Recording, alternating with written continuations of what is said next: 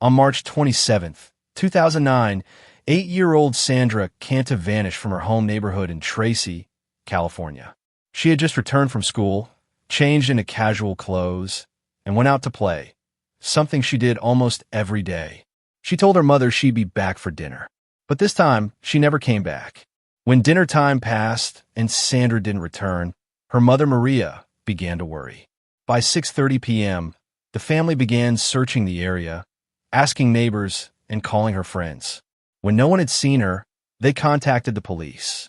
What began as a missing person case quickly turned into a full-scale community search, with law enforcement and volunteers working side by side.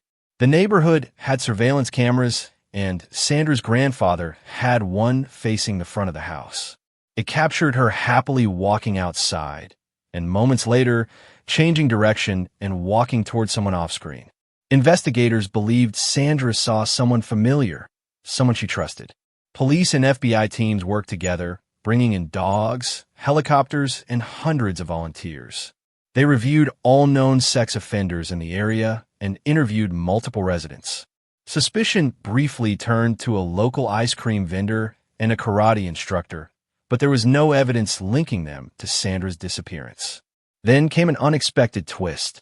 Melissa Huckabee, a 28-year-old Sunday school teacher and neighbor, told police that her black suitcase had been stolen around the same time Sandra went missing. Days later, she claimed to have found a note near her mailbox, written in childlike handwriting, saying that Sandra had been placed in a suitcase and thrown into a pond near the intersection of Buckhead and Whitehall roads. Melissa's daughter had played with Sandra many times. Melissa herself was familiar to the Cantu family. Her story seemed suspicious.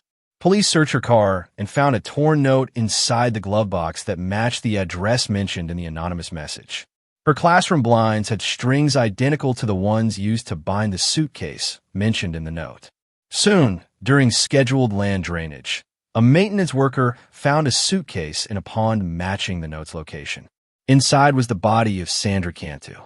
She had been placed in a fetal position, and her clothes had been cut and redressed. Toxicology reports revealed that she had been given a high dose of Xanax.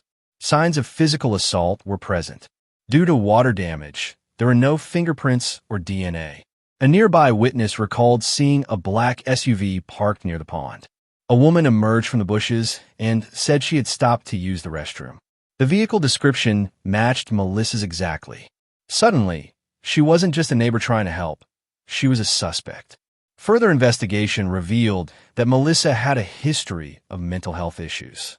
Years earlier, another child had fallen ill after visiting her home, showing symptoms consistent with Xanax poisoning. It was never reported to authorities at the time. That incident now seemed like a warning that went ignored.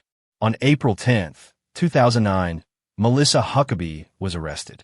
At first, she denied involvement, but under pressure, she broke down and gave inconsistent explanations.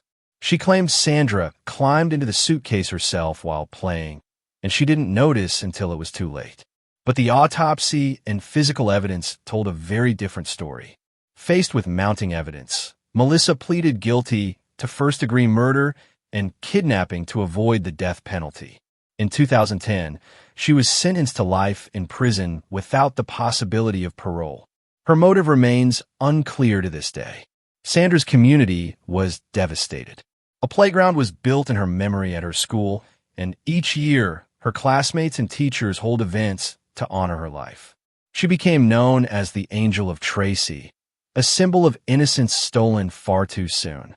This case shocked the nation, not just because of the crime's brutality, but because it was committed by someone so close. A neighbor, a mother, a Sunday school teacher, someone who, on the surface, looked harmless, even trustworthy. Sandra's story reminds us all that predators don't always look like strangers.